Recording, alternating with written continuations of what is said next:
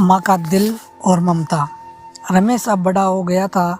पढ़ लिख कर अब उसकी एक अच्छी सी नौकरी एक शहर में लग गई थी। कुछ दिनों के बाद उसके माँ बाप के उसकी शादी एक सुंदर और सुशील लड़की से करा दी, जो कि वह भी नौकरी करती थी। अब रमेश और पत्नी दोनों जॉब करते हुए एक साथ ही शहर में बस गए थे।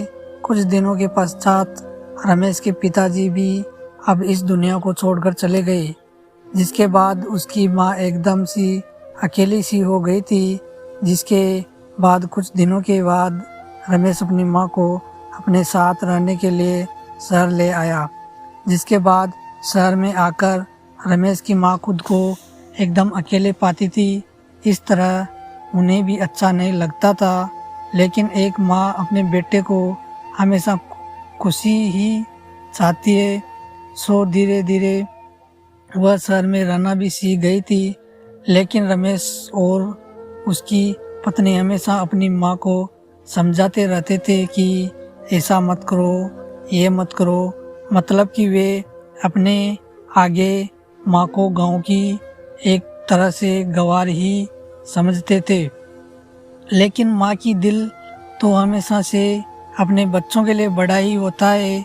सो वे सभी बातें चुपचाप सुनकर हाँ में हाँ मिलाकर रह जाती थी। एक दिन की बात है, सुबह रमेश की पत्नी को जल्दी ऑफिस जाना था। सो वह सब कुछ जल्दी से तैयार करके रमेश का खाना पैक करके ऑफिस चली गई। फिर इसके बाद रमेश भी जल्दी जल्दी तैयार होकर ऑफिस निकल गया था। फिर कुछ समय बाद रमेश की माँ ने देखा कि उसका बेटा तो खाने का लंच बॉक्स तो घर पर ही भूल गया है।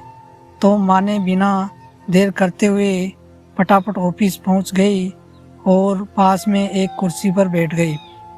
क्योंकि कंपनी में बाहर के व्यक्तियों को अंदर जाने के लिए मना था, सो फिर बेटे को दिक्कत ना हो इसलिए फ़ोन न करके मैसेज किया। लेकिन रमेश अपने काम में बिजी था, सो माँ के मैसेज पर ज़्यादा ध्यान न दिया। लेकिन उसकी माँ बाहर कब से उसका इंतज़ार कर रही थी। इस तरह कई घंटे बीत गए और इस बीच कई मैसेज भी किए, लेकिन रमेश का कोई उत्तर नहीं आ रहा था। इस तरह रमेश की माँ को चिंता होने लगी थी। लेकिन रमेश अपनी माँ के कई मैसेज आने के बाद वह अंदर ही अंदर खूब गुस्सा होने लगा था। आज तो उसने तय कर लिया था कि आज घर जाकर माँ को खूब अच्छे तरह से समझा देगा कि यह उसका गांव नहीं है जो कुछ भी मनमानी करती रहेगी। और इस तरह शाम हो गई। अब रमेश घर जाने के लिए कंपनी के बाहर निकला तो देखा तो उसकी माँ तो यही खड़ी है, जिसे देखकर उसका गुस्सा अब 7वें आसमान पर था। और बिना कुछ पूछे ही अपनी माँ को डांट फटकारने लगा कि पहले तब घर में खाली बैठे बैठे मैसेज से परेशान करती रहती है और अब तो उसके कंपनी में भी आ गई है। आखिर उनका यही गांव नहीं है जो मनमानी करती रहेगी। यह सुनकर रमेश की माँ ने खाने का टिफिन रमेश की ओर आगे बढ़ा दिया, जिसे देखकर रमेश को अब समझते हुए देर ना लगी कि वह अपना खाना भूल गया था, जिससे माँ ने उसे देने के लिए यहाँ आई थी।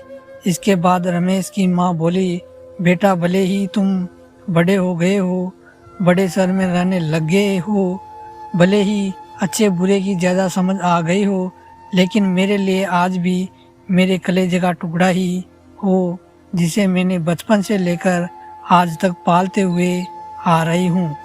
रमेश को अब आंखें खुल चुकी थी कि आखिर उसकी माँ उसकी परवाह करते हुए खाना लेकर आई थी, जिसे वह बिना सोचे समझे अपनी माँ को ही डांटते जा रहा था। अब वह अपने किए हुए पर बहुत पछतावा हो रहा था, जिसे देखकर माँ ने उसे एक बार फिर से अपने गले लगा लिया।